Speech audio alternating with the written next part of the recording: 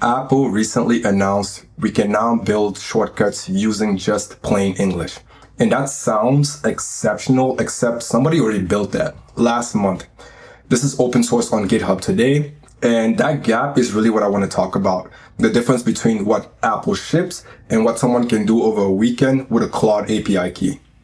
Let's talk about it. WWDC 2026 was Tim Cook's farewell address, and Apple walked in with something to prove. Honestly though, the last couple years has been rough.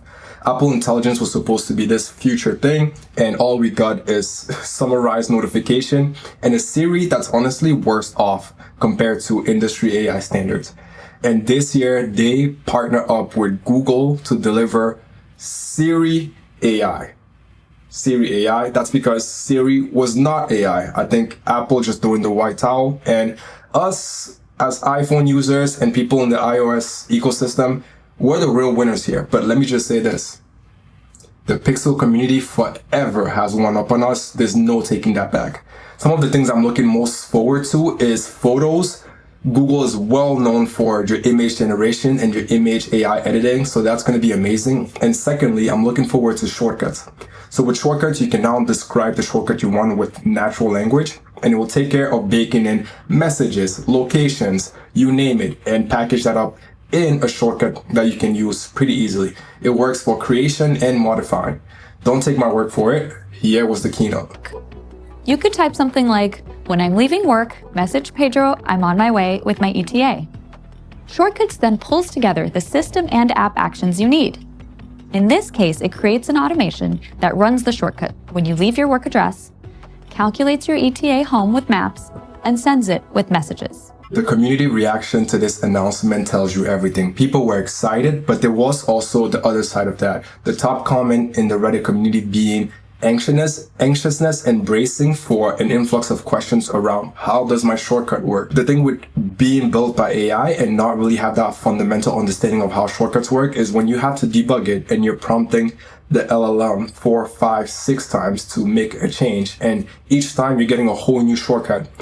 That gap will have to be filled by these communities, and a lot of these questions and answers won't really work well together because there's just not an understanding of how the actions and the steps work fundamentally. So, how will Apple address this? I firmly have confidence that Apple can deliver on this product just because they're known for delivering a beginner-friendly experience to all of your software, and they're best in class at that. If I were Apple building this, I would set hard limitations around the number of steps and that sort of thing to prevent bugs and creep from LLM being confused and just overall creating a negative experience. We are getting plain language to shortcuts, but the bigger and the longer and the more technical shortcuts are not going away. A more impressive one I've seen is being able to restore your photos, your messages, and all your backups all from a shortcut. I'm not sure this is something that this will deliver right out the gate. That remains to be seen. This is not the first time this has happened though.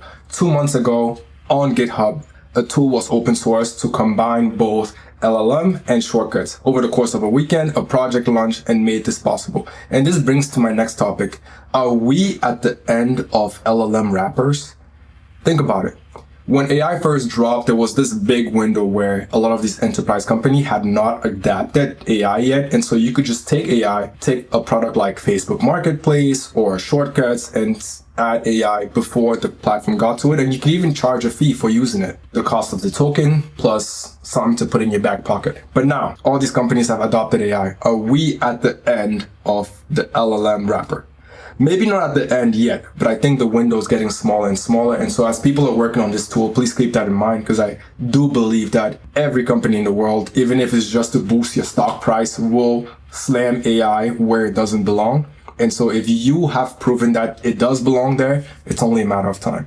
In the last video I made this simple shortcut that looks at my power level on my phone and turns on low power mode and sends out the text messages to a couple people who I want to know when I'm unavailable or can't be reached, either because my phone died or for whatever reason. So here I set the battery level to 65%. That's just because my phone was charged while I was making the video, but you can drop this as needed. Simple, get battery level, set it to a variable, and check it. If it meets the conditions, send a text message. I can build this in less than 15, 30 seconds. That's the prompt. When triggered, get the battery level stored in a variable called level. If that level is less than or equal to 65%, do two things. Turn on low power mode and send a message to a specified list of recipients with a text. Remind me to plug in, my phone is dying. You may not be able to reach me. If it's above 65, do nothing. Quite simple. The other thing I want to call out here is it tries to add an automation. So I will skip the automation for now. Just the shortcut is fine. And kick it off. Just call shortcuts. Boom. Add shortcut. Okay, I can go back now and open this up, edit.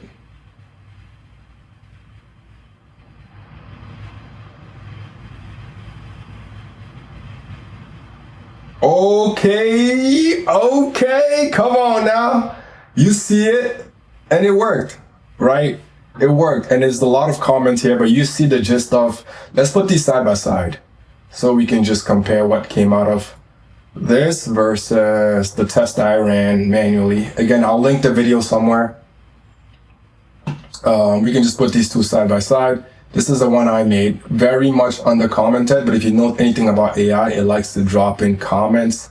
But look at the side-by-side. We have to get the battery level. We have the level variable. Okay, we have the if condition, less than or equal to 65. Yup. Low power mode. Yup. And then lastly, it created a variable for the text message with it in niche through. That was its own addition, but just send text message. I had it straight there. And message items. That's it. So it works, right? So today, Apple is really solving a problem that already has a solution via LLM wrapper. I think I've already shared my take on that, but hey, I'm glad I can do this today. I personally would build it myself just because it's a little bit slow. And let's take a look at token count as well. $2.58 to make a five-step shortcut. $2.58. Now you just imagine if you were to balloon that up to how much ever the cost would be. Your take, do with that information what you will, but once iOS 27 comes out in the fall, I will rerun this experiment and hopefully we have amazing results. That's it for the AI update. If you enjoyed this video, please drop a like, subscribe. See you in the next one.